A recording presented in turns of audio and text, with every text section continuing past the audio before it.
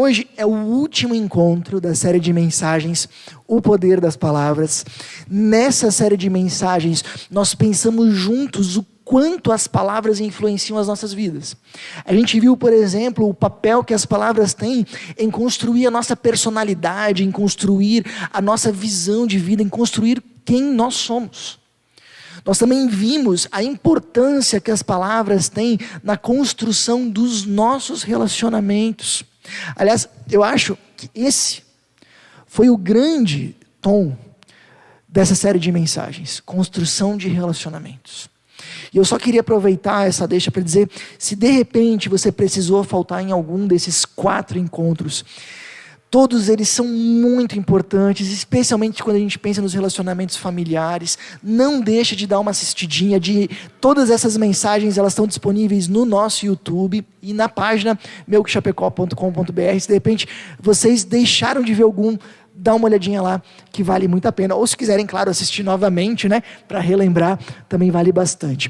Bom, falando em relacionamentos, olha só o que essa especialista em relacionamentos, chamada Susan Killian, ela fala: a maneira como casais lidam com suas brigas é o indicador mais importante se o relacionamento deles será bem sucedido ou não. O que essa especialista está dizendo é algo muito importante, grava no seu coração. O indicador mais confiável para saber se um casamento vai dar certo, se ele vai durar anos, vai até o final da vida, aquelas histórias lindas que a gente admira, ou se ele vai terminar em divórcio, não é a quantidade de dinheiro na conta bancária, ou o tamanho de uma festa de casamento, embora nada de errado com isso, não é nem mesmo a quantidade de tempo juntos que um casal tem. O indicador mais confiável para a gente saber se um relacionamento a 2 vai durar é quando existe um problema, uma desavença, um conflito. Esse casal consegue resolver bem, sem desgastar o casamento, sem fazer disso algo que destrua a relação. Eles conseguem resolver isso de forma saudável. Esse é o indicador mais confiável. E o que é interessante dessa fala dela é a gente perceber que não é uma questão de se as desavenças vão vir ou não. Aqui fica claro que elas aparecem. Elas fazem parte da relação a 2 e não só do casamento, fazem parte de qualquer relacionamento. Quanto mais profundo, quanto maior é o convívio, maiores são as chances de desentendimentos. Bom, a revista britânica The Times, certa vez escreveu o seguinte num dos seus artigos: a forma mais comum de briga é uma explosão de insultos, seguida por uma completa falta de comunicação. Eu acho que isso aqui retrata muito bem grande parte das brigas. Muitas vezes é assim, né? É aquela explosão de palavras duras, difíceis, até que não deveriam ser ditas, e aí vem aquele silêncio, e a gente muitas vezes acredita que esse silêncio, se a gente deixar assim, as coisas vão se resolver, e não se resolvem. Sabe o que esse artigo aqui ele mostra? E para nós é muito importante, de que quando os conflitos surgem, e novamente, né, eles surgem, mais hora ou menos hora, muitas vezes a gente usa mal as nossas palavras. Nossas palavras têm uma função indispensável, vital para a gente lidar e resolver as diferenças. É vital a gente saber lidar com as palavras para a gente conseguir aparar essas arestas, para a gente conseguir resolver os nossos conflitos. E muitas vezes o grande problema dos conflitos é que a gente usa mal as nossas palavras. E aí a gente chega no nosso tema. Aquilo que a gente vai responder hoje é como usar as nossas palavras para pararmos conflitos, para nós pararmos discussões, para nós consertarmos uma relação que de repente sofreu por algum motivo. Baita pergunta, né? Quem de nós aqui, ou que está assistindo pela internet, não passou por nenhum conflito em alguma vez, em algum relacionamento? Quem de nós aqui poderia levantar a mão e dizer: não, nunca briguei com ninguém, nunca tive diferença com ninguém? E a gente sabe o quanto as palavras são importantes para resolver isso. Essa é a questão que a gente vai trabalhar hoje. Então se conecta, porque eu acho que é realmente algo muito importante. Nós vamos agora, para responder essa pergunta, estudar uma palestra que foi proferida por ninguém mais, ninguém menos, acredito que o melhor palestrante do mundo, o próprio Jesus, uma palestra de Jesus, que está transcrita em Mateus capítulo 5. Vocês podem acompanhar aqui comigo. Diz assim, ó: vocês ouviram o que foi dito a seus antepassados: não mate. Se cometer homicídio, estará sujeito ao julgamento. Eu, porém, lhes digo que basta irar-se contra alguém para estar sujeito a julgamento. Deixa eu fazer uma pausa aqui. Jesus tem uma sociedade muito religiosa na sua época. Todos conheciam os 10 mandamentos de cor e salteado. E especialmente tem um mandamento que é muito famoso, que é o não matar, que reflete uma realidade muito simples e conhecida. Atitudes podem matar pessoas, certo? Mas o que estava passando despercebido daquelas pessoas, e Jesus aqui agora deixa muito claro, é que não são só atitudes que podem matar pessoas. Se nós guardamos sentimentos ruins como ira, ódio no nosso coração, isso já começa a nos corroer. Isso já começa a matar relacionamentos. O que Jesus está dizendo é: atitudes matam, todo mundo sabe. Mas o que muitas pessoas não sabem é que sentimentos também matam. E aí ele continua: quem xingar alguém de estúpido, corre o risco de ser levado ao tribunal. Quem chamar alguém de louco, corre o risco de ir para o inferno de fogo. E aqui eu quero só fazer uma menção para vocês que eu acho muito importante. A palavra que Jesus usa, que aqui está traduzido por estúpido no original, é a palavra grega raká. E a palavra que aqui é traduzida por louco é a palavra moneo. Só para vocês entenderem, eram 2 xingamentos da época, bem comuns, do dia a dia, para denegrir a inteligência de uma pessoa. É o nosso burro, idiota, sabe? Seu tanso. Era essa a palavra que Jesus estava usando. E aqui repara, Jesus não está usando uma palavra feia, um palavrão, aquele palavrão composto, né? Aquele palavrão de 3 palavras, né? Não, Jesus está usando palavras bem do cotidiano, do tipo burro, idiota, imbecil.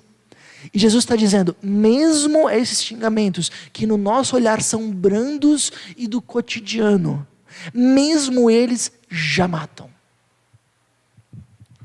Atitudes matam, sentimentos matam, palavras também matam. Essa é a questão. É precisamente essa ideia que ele está dizendo aqui. E aí, o que a gente entende aqui de uma forma muito simples e muito clara? Pessoal, grava isso no coração. Eu vou falar agora de uma forma que eu acho que não tem como ser mais claro. Se você é casado e no seu relacionamento existem palavras como burro e idiota, vocês vão se divorciar. Pode demorar mais ou menos, mas o casamento vai terminar. E aí de repente você diz assim, não, mas eu tenho vizinhos que se xingam há pelo menos uns 20 anos e ainda estão casados, né? O casamento não acabou. De repente não acabou no papel, mas no coração já deve ter acabado.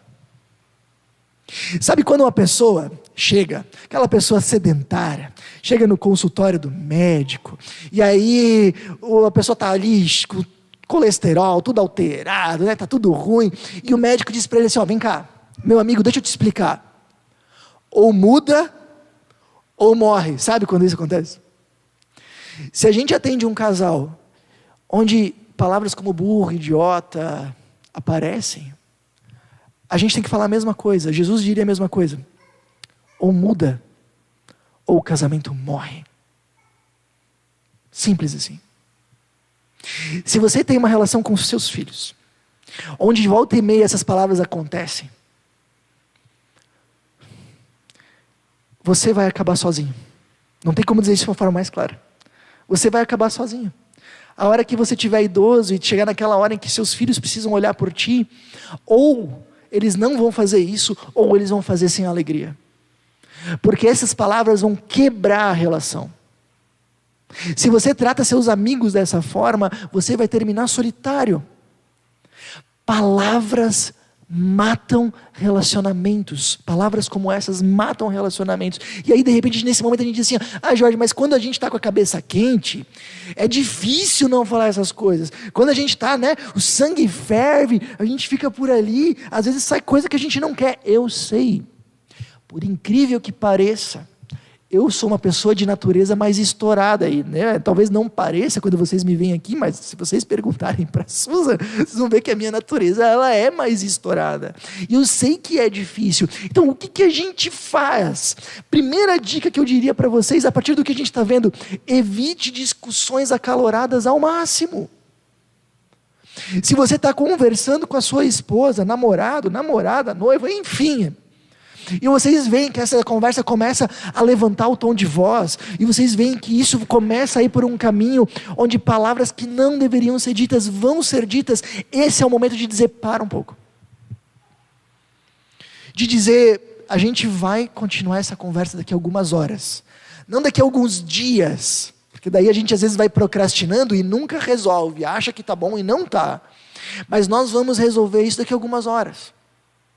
Final da tarde a gente conversa. Amanhã de manhã a gente conversa. Essa é a ideia. Se você está conversando com seus filhos e o sangue começa a ferver, e eu sei que isso acontece, essa é a hora de você passar o bastão para o seu marido ou para sua esposa. Ou essa é a hora, se não tiver ninguém por perto, de você dizer, e não tem problema nenhum, garanto para vocês, de você dizer para o seu filho, papai está um pouco nervoso. Papai vai se acalmar antes de terminar essa conversa. É muito melhor, é 1000 vezes melhor do que usar palavras que vão quebrar as coisas. Mesma coisa vale para os amigos e para qualquer tipo de relação. Tem uma frase que eu gosto bastante do Dale Carnegie no livro Como Fazer Amigos e Influenciar Pessoas. Sabe aquela frase que você guarda para a vida? Essa eu guardei para mim. Ele diz o seguinte: o único jeito de vencer uma discussão é não entrar nela. Isso é interessante porque às vezes quando a gente entra numa discussão, a gente pensa assim, né? Eu tinha essa natureza, às vezes tenho, me controlo. Tipo assim, eu vou usar aquele argumento para ganhar a discussão, para sair por cima, para sair bem, né? E o que ele mostra é, entrou numa discussão, não interessa se você vai sair por cima ou por baixo, você já está perdendo. Porque o relacionamento vai se desgastar. Você pode ter saído com a razão, você pode ter convencido a pessoa, você ganhou? Não, porque o relacionamento se desgastou. Evite discussões acaloradas ao máximo. Primeiro princípio para essa noite. Agora vem a segunda. E George, se não deu para evitar, já aconteceu, já deu briga. Hoje a gente está vivenciando o final das eleições. Para bem ou para mal, hoje é o fim. Quantos relacionamentos não foram quebrados nessa época? Você faz ideia? Quantas pessoas não acabaram brigando, não discutindo? Irmãos que não estão se falando, amigos que não estão mais se falando. Jorge, não deu mais, eu não consegui evitar. Discussões aconteceram por causa de política. Discussões aconteceram no meu casamento. Discussões aconteceram com os meus filhos. Palavras que não foram faladas foram faladas. O que eu faço agora? Jesus, na mesma palestra, transcrita no mesmo capítulo, ele diz o seguinte, acompanha aqui comigo, olha só. Se amarem apenas aqueles que os amam, que recompensa receberão? Até cobradores de impostos fazem o mesmo. Se cumprimentarem apenas seus amigos que estarão fazendo demais, até os gentios fazem isso. O que Jesus está dizendo aqui? Que qualquer pessoa, gentio eram as pessoas que não conheciam a Deus, cobradores de impostos eram as pessoas conhecidas pelo seu caráter ruim naquela época. Jesus está dizendo, mesmo pessoas que não conhecem a Deus e pessoas que não têm caráter, elas tratam bem quem as trata bem. Isso é natural nosso. É natural que a gente trate bem, que a gente seja gentil com quem é gentil. E é interessante que alguns pesquisadores da nossa época, analisando o que Jesus fala, eles usam uma imagem que eu acho que é muito boa para a gente gravar. Eles dizem, o que Jesus ensina é que a comunicação funciona em ciclos. O que Jesus ensina é que a comunicação funciona em ciclos. Olha só, todos nós temos a necessidade de nos sentirmos amados, valorizados. E quando as pessoas falam alguma coisa que fazem com que a gente se sinta valorizado, amado, querido, a nossa tendência é sempre responder da mesma forma. Comunicação funciona em ciclos. Suponha que você teve um dia ruim, que hoje foi difícil, que antes de sair de casa você brigou com seus filhos porque eles estavam atrasados, aí ficou aquele climão no carro, você chegou aqui, alguém te deu um boa noite simpático na porta, o que você disse? Boa noite, com um sorriso no rosto. Imagina aqui, por exemplo, um casal. Imagina que uma esposa, situação hipotética, teve um problema no trabalho, chegou cansada, estressada, e aquele marido fez a sua parte, porque ele veio nos encontros que a gente teve, e ele fez a sua parte. Ele ouviu muito bem ela, conversou, usou bem as suas palavras, foi bem acolhedor, e aquilo foi tão significativo para ela. E ela ficou muito feliz. No outro dia, de manhã, antes de sair para o trabalho, ela deixou um bilhetinho para ele, porque ela lembrou disso, deixou no bilhetinho: te amo, você é muito importante para mim. E aí ele viu o bilhetinho e ficou muito feliz, disse: uau, que gestinho pequeno, mas que alegrou meu dia. E aí imagina que no final daquele dia ele estava passando no mercado porque ele tinha que comprar pão, e ele pensou: vou levar um chocolatinho para minha esposa. Ele estava justamente lembrando daquele bilhetinho. Ou melhor, ele não comprou um chocolate, comprou uma florzinha porque ela estava de dieta, alguma coisa do tipo. E aí ela recebeu aquela florzinha e ficou muito feliz. E no outro dia, quando ela estava tomando café da manhã, ela estava cheirando aquela florzinha que ele trouxe, ela pensou: poxa, faz tempo que eu não faço aquele almoço que ele gosta. Vou fazer o almoço que ele gosta. E aí ele é surpreendido com o almoço gostoso, favorito dele. Deixa eu fazer uma pergunta. Esse casal está se esforçando para cuidar um do outro? Não, é natural. É algo que acontece de forma automática. É isso que Jesus está dizendo. Qualquer pessoa, de forma natural, trata bem quem a trata bem. A comunicação funciona em ciclos. Eu cuido de alguém, sou gentil com alguém, essa pessoa é gentil comigo e eu retribuo novamente ela de novo. E olha só que interessante, esse Emerson Eggerichs aqui, ele tem mestrado em comunicação e doutorado em psicologia familiar. Ele disse que esse ciclo que o cristianismo ensina, que Jesus ensina, ele chama de ciclo energético. Ele diz: quanto mais um casal, ou uma amizade, ou um relacionamento de pais e filhos está gerando nesse ciclo de eu cuido, sou cuidado, eu trato com amor e sou amado, quanto mais está gerando, mais o casamento se fortalece. Comunicação funciona em ciclos. Gravou isso? Tudo certo? Olha só, alguns anos atrás, 3 anos atrás, quando os nossos filhos tinham 3 e 5 anos, eu estava passando pelo corredor lá de casa, e aí de repente eu vi essa folhinha na frente do quarto da Laura, da nossa menina.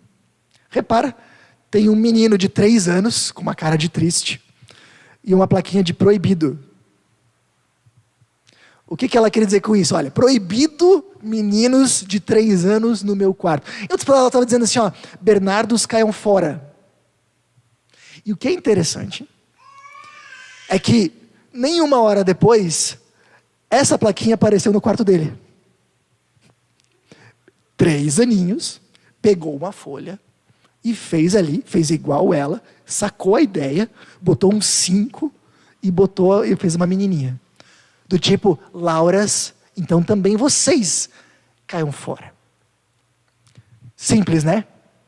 Isso mostra que a gente, desde pequeno, a nossa comunicação também funciona em ciclos do outro lado, no lado negativo.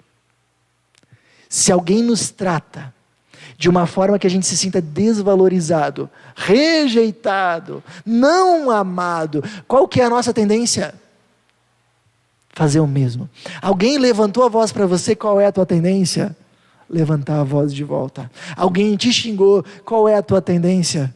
Xingar de volta. Dá para entender? Então, isso é expressado também no texto, quando Jesus fala: vocês ouviram que foi dito olho por olho, dente por dente. Assim, muitas vezes a gente funciona também. Ou seja, a comunicação funciona em ciclos dos dois lados.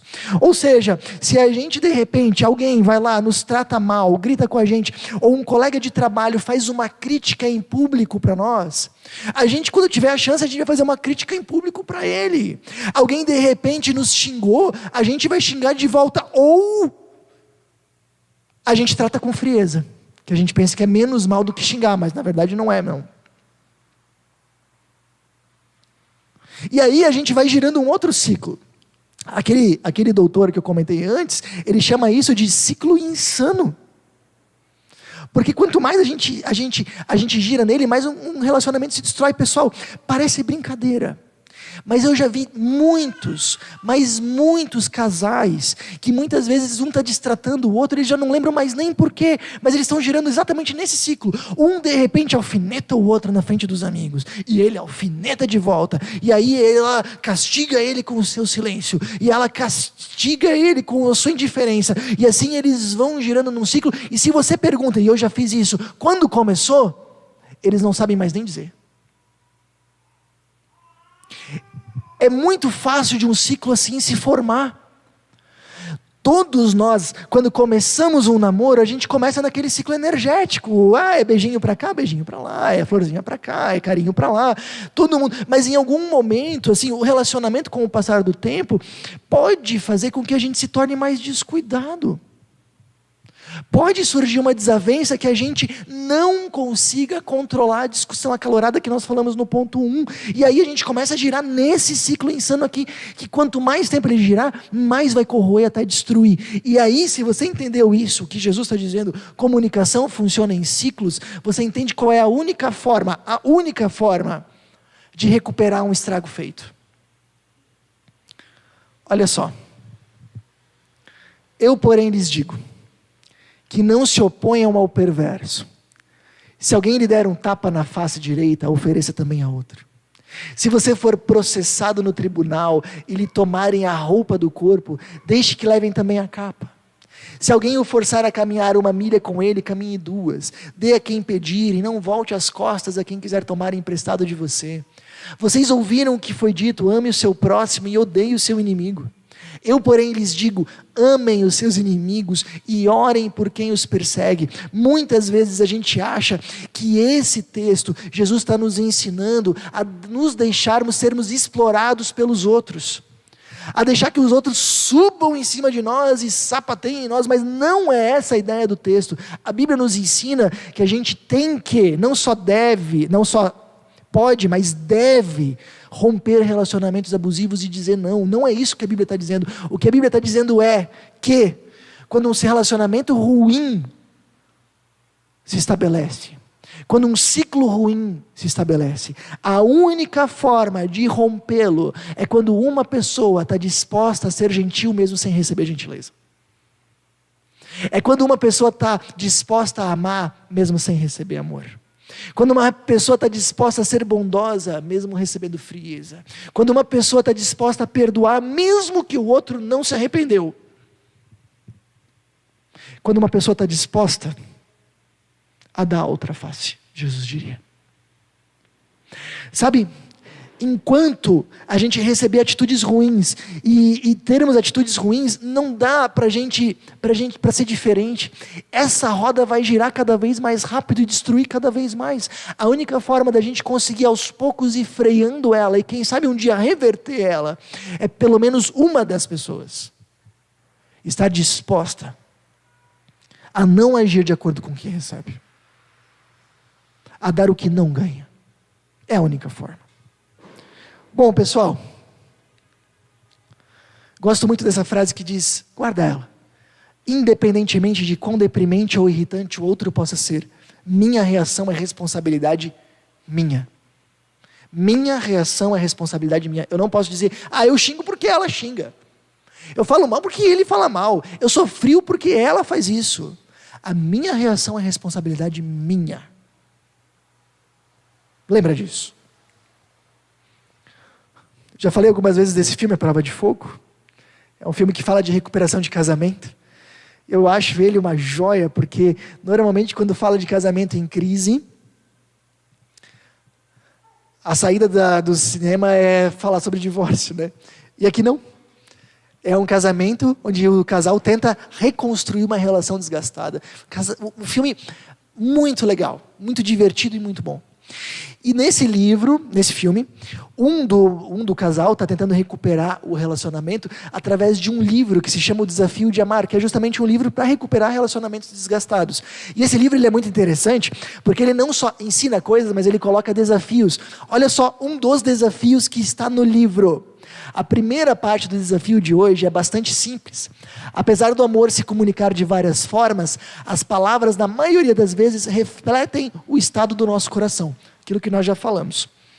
Para o próximo dia, decida demonstrar paciência e de modo algum diga algo negativo para o seu cônjuge. Se a tentação surgir, não diga nada. É melhor segurar a língua do que dizer algo de que possa se arrepender depois. Primeira coisa que a gente faz para recuperar um relacionamento é parar de usar palavras ruins e destrutivas. A gente começa a frear a roda. E quem sabe em algum momento a gente consegue inverter a direção. Essa é a ideia. A minha pergunta é, como? Fácil a gente dizer que a gente tem que tratar com amor quem não faz isso. Fácil a gente dizer que a gente deveria tratar com gentileza quem nos trata com frieza. Agora, por favor, me respondam, como a gente faz isso? Porque eu acho que é uma das coisas mais contra a nossa natureza que existe. É dificílimo. Concorda?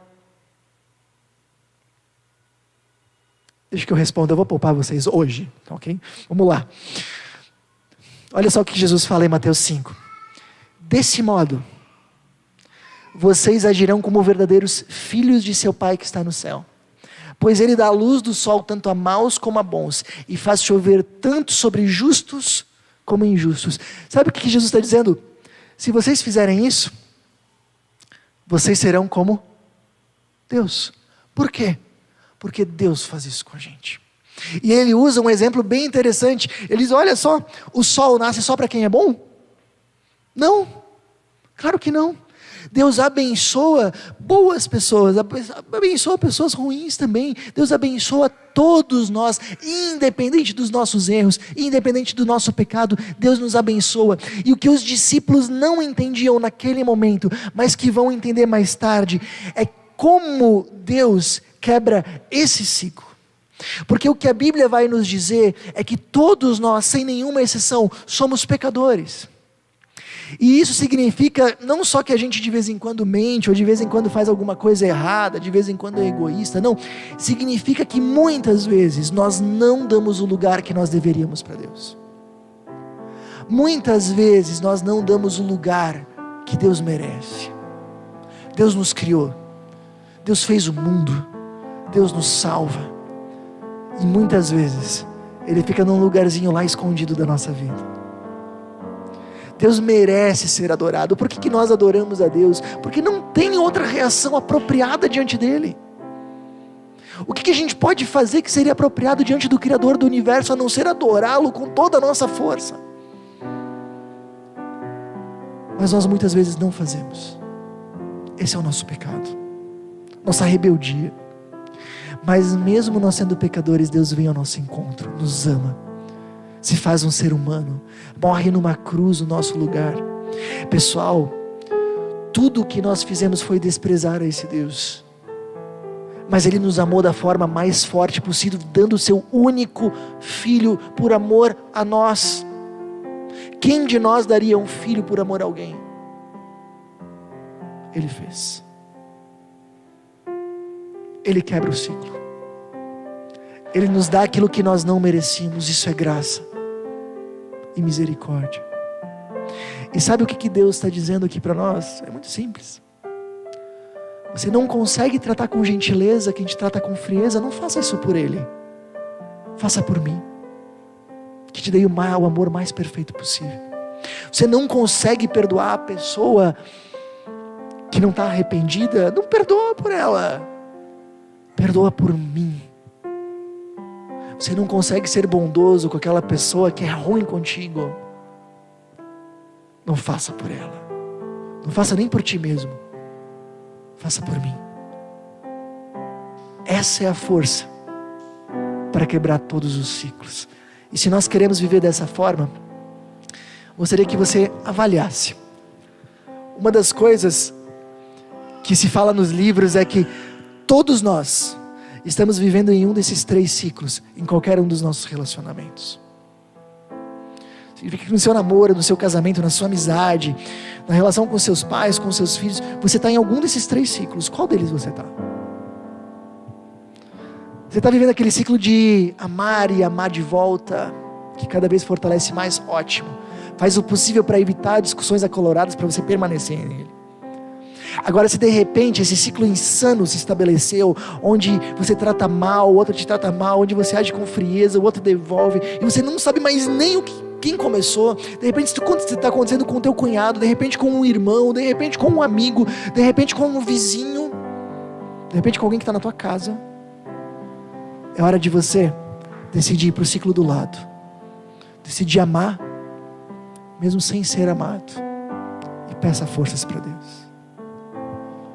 Estimulo vocês a tomarem algumas decisões. Evite discussões acaloradas.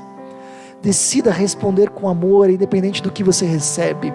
E decida receber o amor que você precisa, diretamente de Jesus.